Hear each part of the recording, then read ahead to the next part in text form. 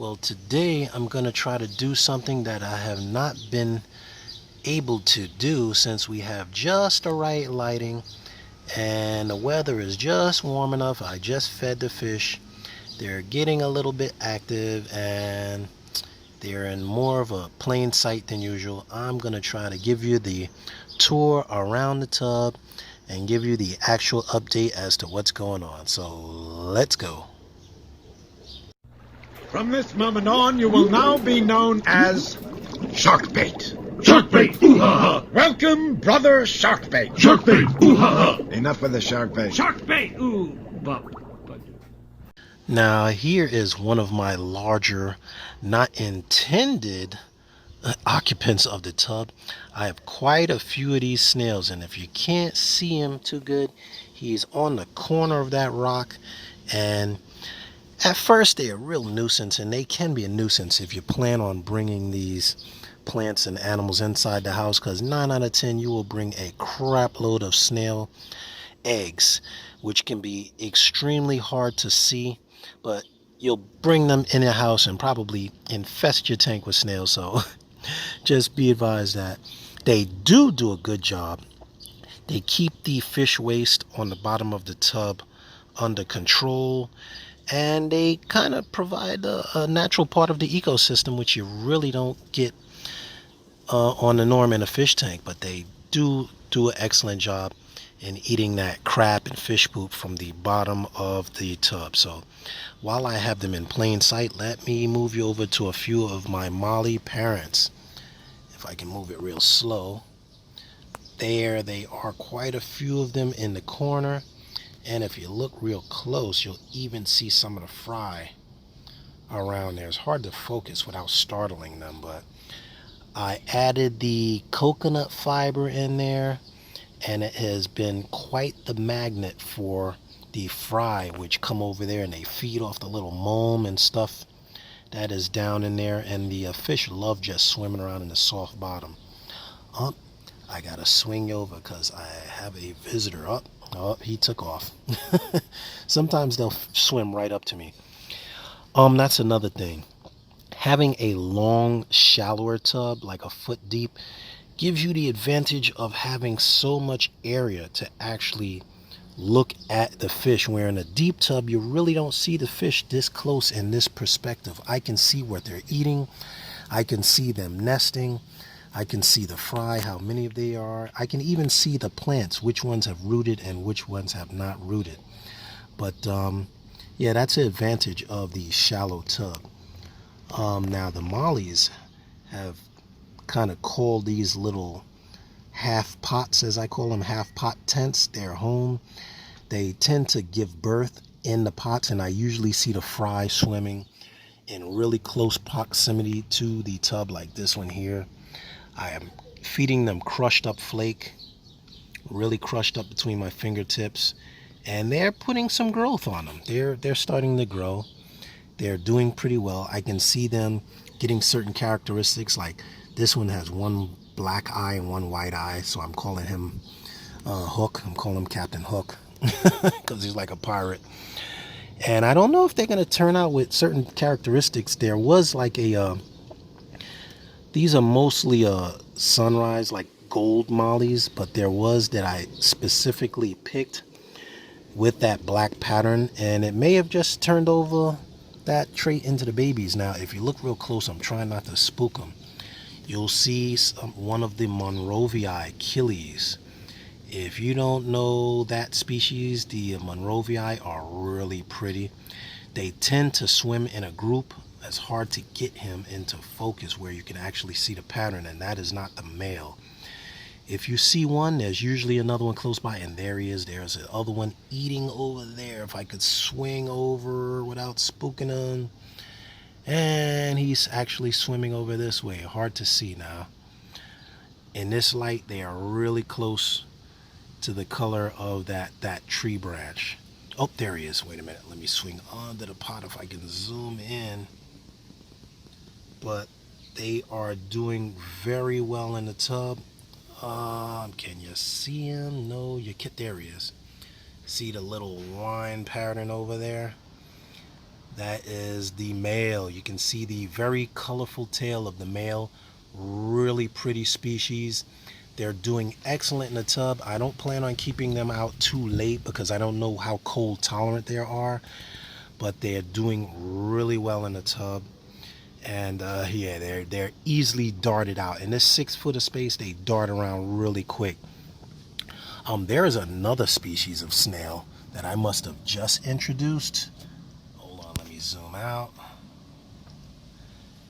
That's a more prettier type, but they all will make a mockery of your plants if you let them in your tank. There's quite a few of them. And if I can get the other one, you can differentiate. Let me swing this way. There are tons of snails. Another thing, if you get a tub, get a white tub because you can contrast everything off of the white background. Because the bottom of the tub is white, I can see pretty much everything, especially the fry, which would be dang near impossible to get out at the end of the season if you couldn't see them. I have dozens and dozens and dozens of molly fry, and I'm noticing that my Daniels, I got a white kind of, it's not a glow Daniel, but it's like a white off colored Daniel that is getting pretty fat. The females outside have nothing but natural foods to feed off of, and they will go into breeding mode as the nighttime and daytime fluctuations in temperature and barometric pressure come. It puts them in more of a breeding mood. You get them in their natural habitat. Oh, they're the Monrovia, they're the Achilles. As I said, they group up really quickly. If you can see them trying to focus without spooking them, but there's 1, 2, 3. I have 4 of them in there, and they're actually looking at me. I don't know if they can hear me or what, but really beautiful fish. I can't express how much time I sit out here just watching them from left to right in the tub because there's so much surface area. Let me pull out here a little bit because my back is hurting. I'm hunched over. Ooh, boy, that felt good. Stretch the old back there. D is getting a little old, getting up there in years. But really beautiful spectacle to just watch them school up. It's more of a natural habitat. They have so much surface area to swim. Look, a leaf just blew in here and I gotta pull that out. Pull that out, no problem. There's so many areas to look at in here. Which brings me to another thing. I have to show you guys how I made my breeding pyramids. They were originally intended for clownfish, but I put them in the saltwater tank and the clownfish said, go screw yourself. They didn't do anything with it. So I just moved them out here. Basically, they are ceramic tiles that I glued together with silicone so that I had more or less 3 different surface areas for fish to lay eggs on. You may be able to do that with larger tiles if you have angelfish or anything like that, but I just thought they looked better in the tank. You can put them in the middle, you can put them against the wall, whatever. Yeah, pretty different. I just had nothing to do and thought I'd get creative. Now this area full of the wild kabamba, I got this upstate, and somebody asked me, it says, D, I don't really move plants from like the wild and bring them home, but I did not get these plants by the shoreline. You gotta understand, on the boat, I have a depth finder. I can mark them on my machine, or if I pull up anchor, I can a lot of the time get plants wrapped around the anchor or things out that from like the middle of the lake or reservoirs or things like that. So when you pull rocks and plants from the shoreline, you tend to get all of those dragonfly larvae, mosquito larvae, frogs, tadpole eggs, all of that, because that is what happens close to shore. You tend to not have so much of that problem in the deeper water. Just pull this out because it looks like duckweed and it just freaks me out, duckweed. But this is how I managed to keep the tub more manageable and don't end up with all those pests. But shout out to New York Gold. New York Gold, I got to give him a shout out. He blessed me with a bunch of white clouds, which I love white clouds. I know you guys think I take the weirdest interest with the most simple fish, but I have fallen in love with the white clouds because here in Brooklyn, our winters can drop to 15 degrees, and I had white clouds winter up all year in about 5 inches of water. So my new best friend is the white cloud, which I am like extremely impressed with how cold tolerant and how hardy they are. So white clouds, you are the man, or the fish, so to speak. The white clouds, I got probably 15 or so in here, and I put some more in the cube. So I want to see if I can breed those out here, and if so, how many I'll get. So I put the coconut fiber out here and my little breeding basket to entice them to lay their eggs over there so that they do not predate on them. But in a tub like this with so much space, you tend to not have the same problems with fish just dropping eggs and eating eggs because there's so much space for them to cover. You can see the long fin leopards down there.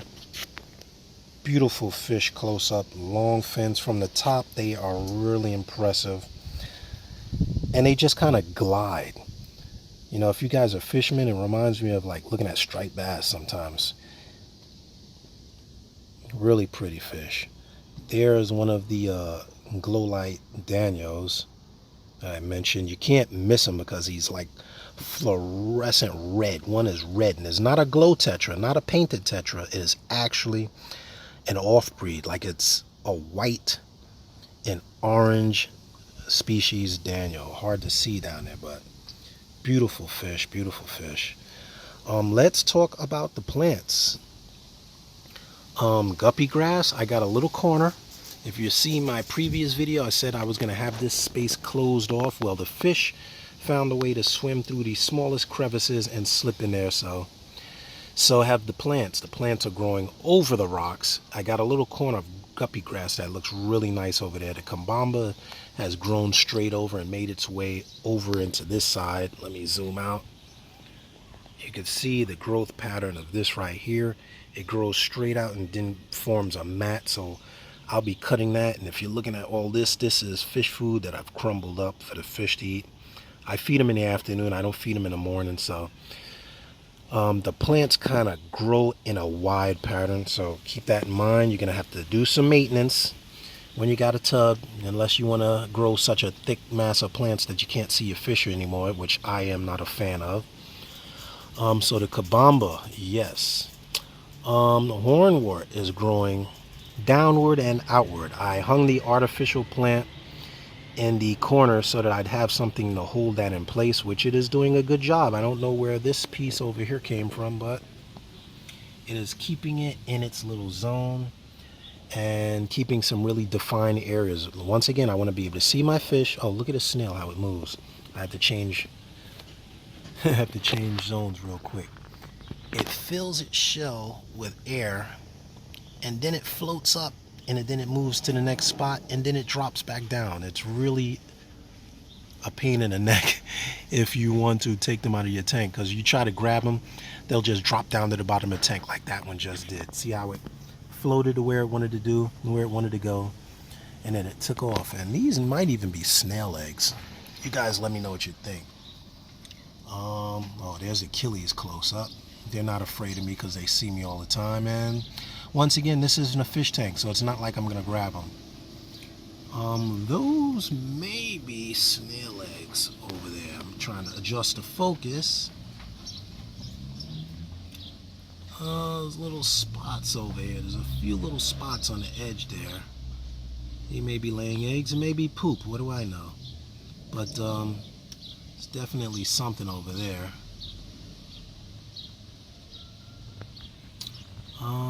And I'll leave you so I don't have this turn out to be a super long video. There are the fish. I'll leave you with a shot of the school of babies. Till next time, this is D, just keeping it simple, showing you guys it's easy to do. Want you to do it, build your confidence. It's so much fun, so entertaining. Love, peace, and hair grease. This is D, and I'm out.